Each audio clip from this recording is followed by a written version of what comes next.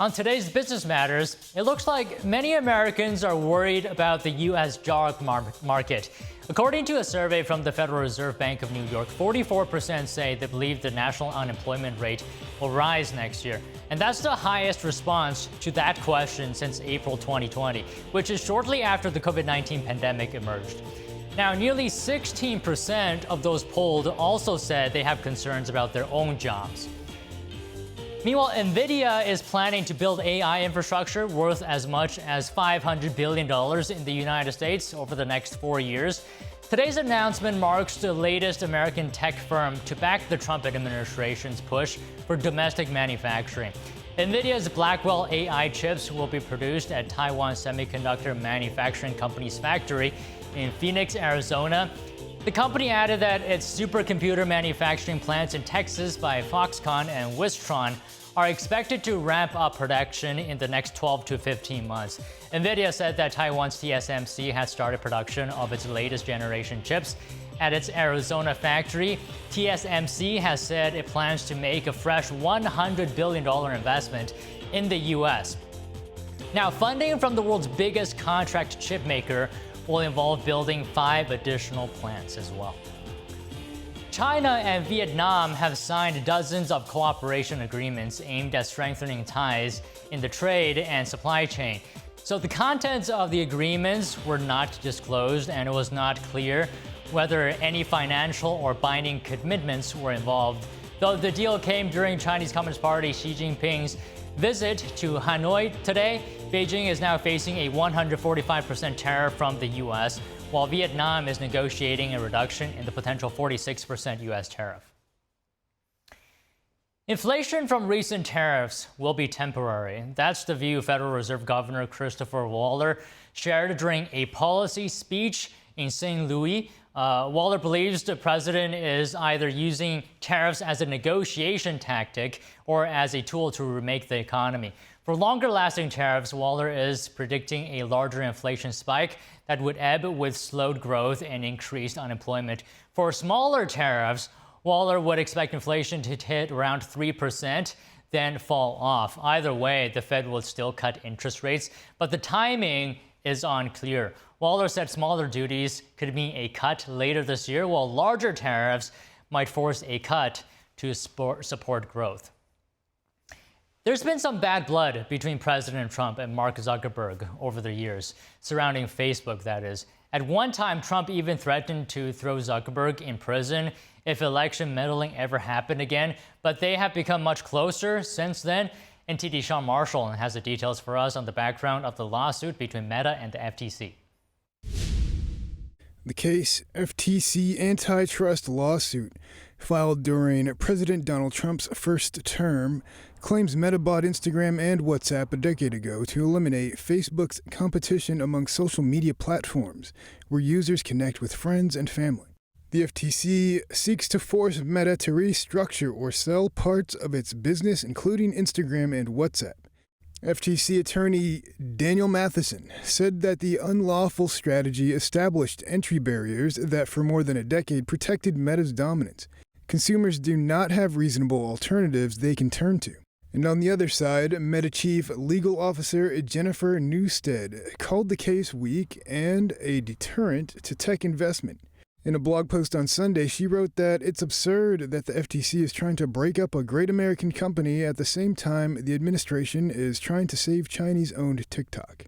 After all these years, it remains to be seen whether Zuckerberg is a friend or an enemy. In a book released last year, Trump accused Zuckerberg of plotting against him in 2020.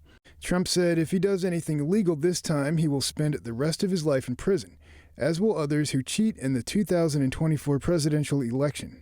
In January, Zuckerberg issued a turnaround when it comes to fact-checking and censorship of Facebook and other platforms, responding in part to Trump's long-held complaints about censorship. He also stood with other tech CEOs at Trump's inauguration, an extraordinary sight that Trump has brought up many times since. Sean Marshall, NTD News. With another round of Social Security payments going out this week, the agency has stepped up its anti-fraud measures. The maximum retirement benefit based on a person's salary history and retirement age is now just over $5,000. The agency has new policies in place for recipients who update their direct deposit information and anti-fraud checks for people who apply for benefits over the phone. Here's more. In an effort to strengthen identity verification, the Social Security Administration has implemented new rules for recipients. Social Security will now conduct an anti-fraud check on benefit applications that are made by phone, and it will flag claims that could be fraudulent. This policy has been updated and walked back several times, causing some confusion.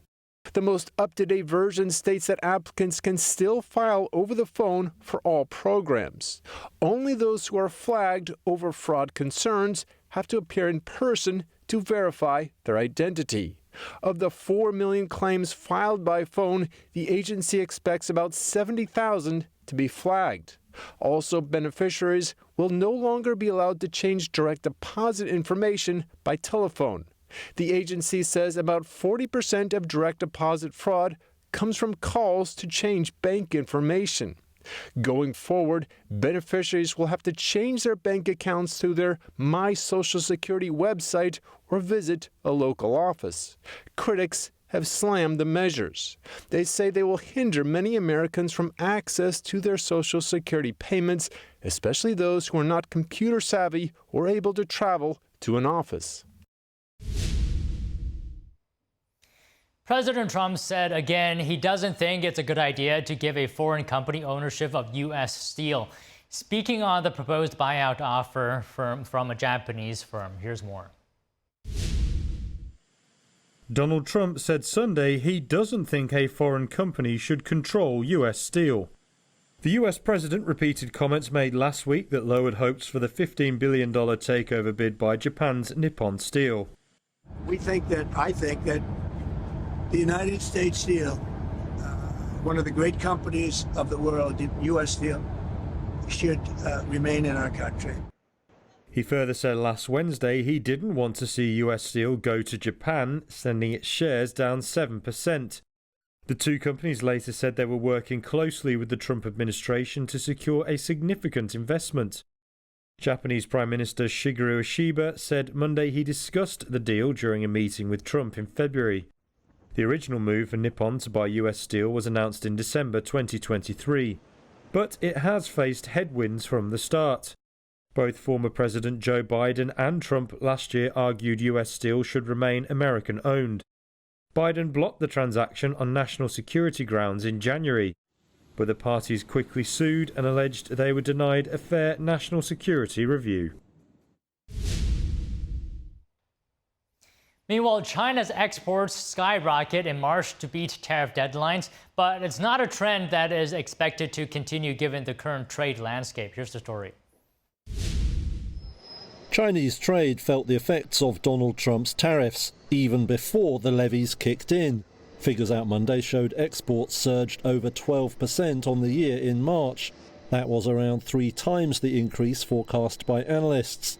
The numbers suggest factories were rushing out shipments before the tariffs took effect. However, the figures could now plunge, with China facing levies of up to 145% on most shipments to the US. One economist told Reuters it could be years before the export numbers return to the level seen in March. Monday's figures also pointed to weak domestic demand in China, with imports falling 4.3%, or more than double the decline that was forecast. That means policymakers could struggle to make up for any downturn sparked by a drop in exports. Economists at Goldman Sachs and Citi have already cut their growth forecasts for China as a result of the trade turmoil. One market expert said a plunge in soybean imports, much of which come from the US, suggested state firms in China were already shunning American produce. Overall, Beijing's trade surplus with the US rose to almost $77 billion during the first quarter. That's likely to keep the country in Trump's sights, given that closing the gap is at the top of his agenda. With China vowing to fight US tariffs to the end, Monday's figures don't bode well for any easing in tensions.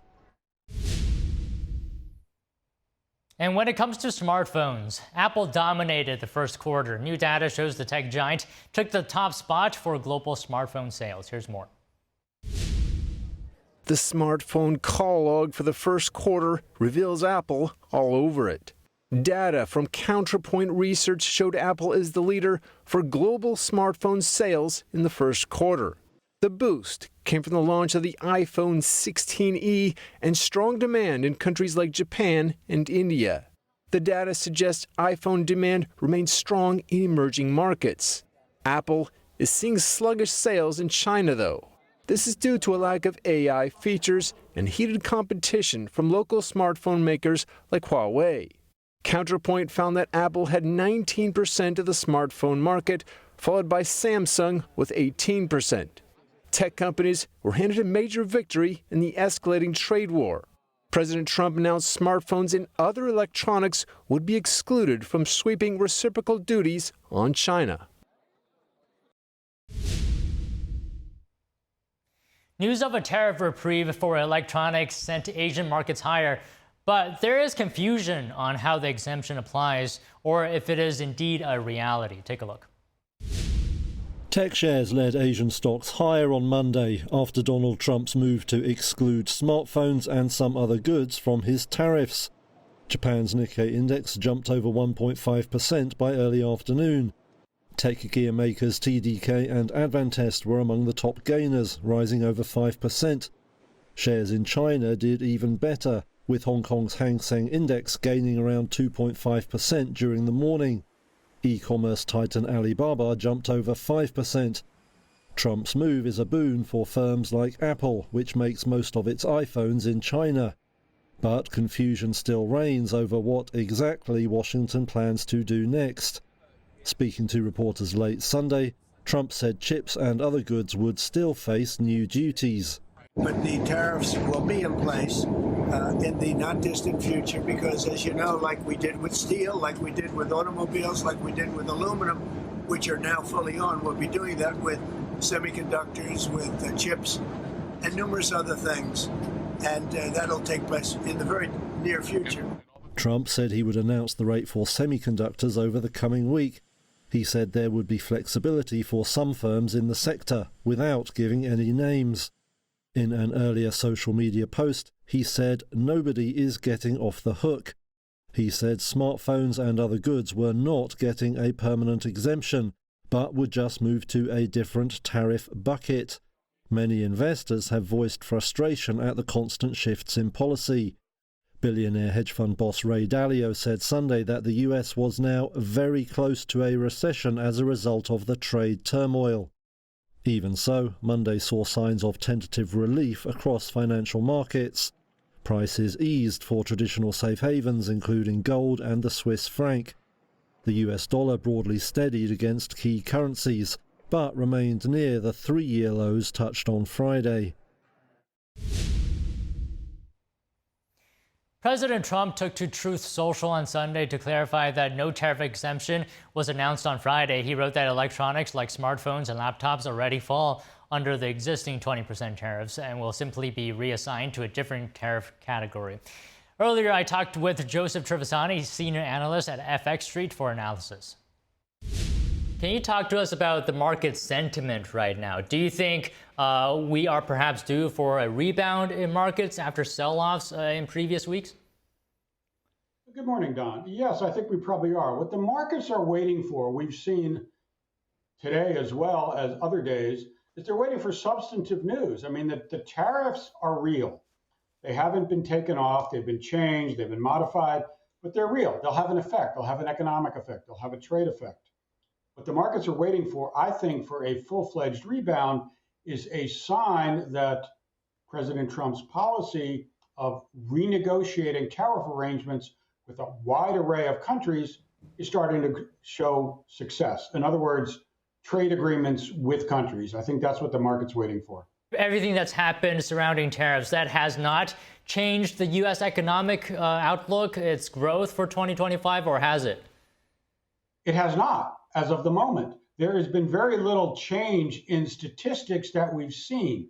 Of course, statistics are retrograde. Almost all of them, one of the few that look forward are sentiment numbers from the University of Michigan and also sometimes the ones from the Conference Board. They give you a sense of what the consumer is feeling in the future. or towards the future. But the consumer can change their opinion quite rapidly depending on developments. It would be my guess that if you start to get a parade of trade agreements with our trading partners, maybe not with China, which Trump is being very resistant about, but with many of the others, then you will see the consumer sentiment also revive. So I think that's what I mean when I say there hasn't been any real substantive economic impact from these tariffs and the proposed changes yet. Okay, taking into consideration the Federal Reserve into the equation, would you say the U.S. economy currently is more influenced by monetary policy or fiscal or trade policy? I think right now you're looking at trade policy and fiscal policy because those are the big movers. The Fed has gone on hiatus for a bit. It's not really projecting to do any rate cuts so far before the first half of the year, several more months. And certainly if you're looking for dramatic movements in markets, trade policy, and in fiscal policy, it has been the operations of the Trump administration. It has been the trade policy that we've seen and been talking about for more than a week now. And also the Doge and Elon Musk's group attempt to weed out government inefficiency, government fraud, all of the things that it says that it's doing. So these have been the big developments. So absolutely, both of them in their initial impact on the economy and perception and on consumers, I think is negative. Okay, Joseph, thanks for joining us this morning. Pleasure to talk to you. Pleasure for having me. Thank you very much. Big shifts happening in tech. Nvidia will make AI supercomputers in the U.S. This is a first for the company. President Trump says he will put tariffs on semiconductors soon. And he says his election win and tariffs are why Nvidia is planning a $500 billion investment in the U.S. What's more, Trump is making phones and computers exempt from reciprocal tariffs. Let's go to our data reporter, Kevin Hogan, who has the numbers. Kevin, when and where can we expect Nvidia to ramp up production of these supercomputers, and what can we expect with the tariffs on the other tech? Well, let's look into that. So this is a map of the United States. Made in the USA is what President Trump wants and what he's hoping for with these tariffs. Nvidia is working with TSMC, the Taiwan company, as well as Foxconn and so others, to create these Blackwell chips. These are GPUs, graphics processors that train AI. So they're doing that in Phoenix. And then in Dallas and Houston, that's where they're going to make these AI supercomputers. This is very high-tech stuff. I mean, this is 200 billion transistors, and there's Blackwell chips and so on. Again, this is not being made overseas. This is being made right here. Could be because of those tariffs that they would have to pay if they weren't making it on American soil. And that mass production, they say, is going to start within about a year, or it could be up to 15 months, right? So in that time frame, that's when you can see these chips and AI computers really starting to be churned out. Okay, so now you talked about the electronics that are not going to have those tariffs. This is cell phones, think iPhone, right? A lot of that stuff is made in China. So Tim Cook, the CEO of Apple, and iPhone lovers, you can rejoice because those product prices are not going to probably go up quite as much as we thought, and we're going to get into that. So this is all according to the U.S. Customs and Border Protection, the list they put out of those 20 electronics, right? And this ranges for everything. These are LCD screens, those flat screens, software, routers, all this, hard disks, even, your storage devices, all that coming from, even from solar panels to laptops, as we mentioned, and so on. These are the 20 electronics that are not going to be hit with those specific types of tariffs. You might ask, well, why is it? But first, Apple stock took a huge drop, and that was on what President Trump calls Liberation Day. You could probably guess that's right here, right? So April 2nd, that's when Trump put all those reciprocal tariffs on. What happened right after that? Immediately, that's $600 billion that Apple's market capitalization was just vanished in just a few days, right? It was able to recoup that. So again, its stock price went from about $220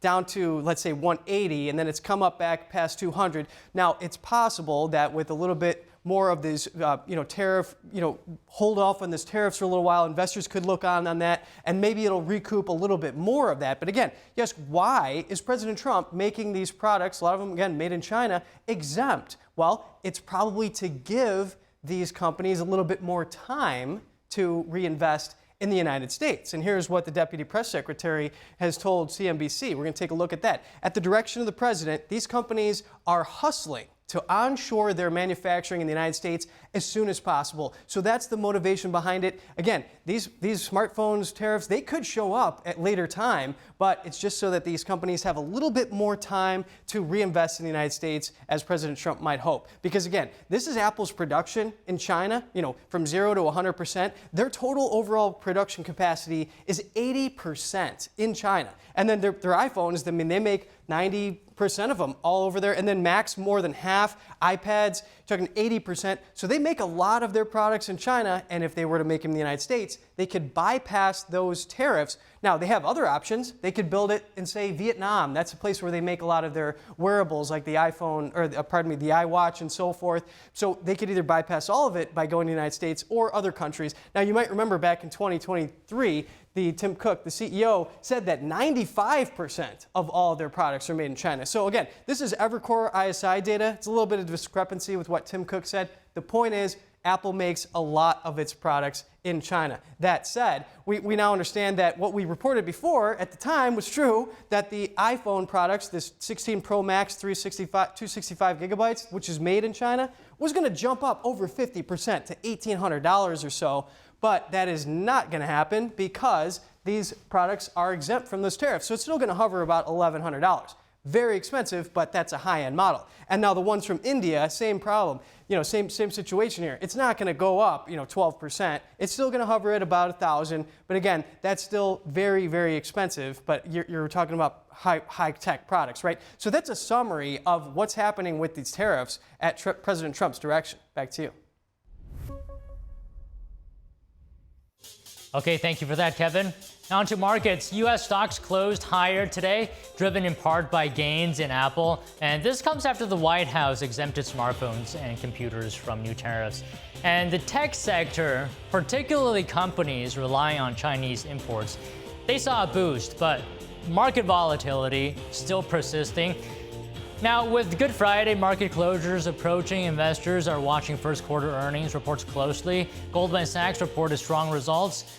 Executives across various industries are expected to avoid offering strong forward guidance. And this is, of course, due to the unpredictable trade environment. And that's it on today's Business Matters.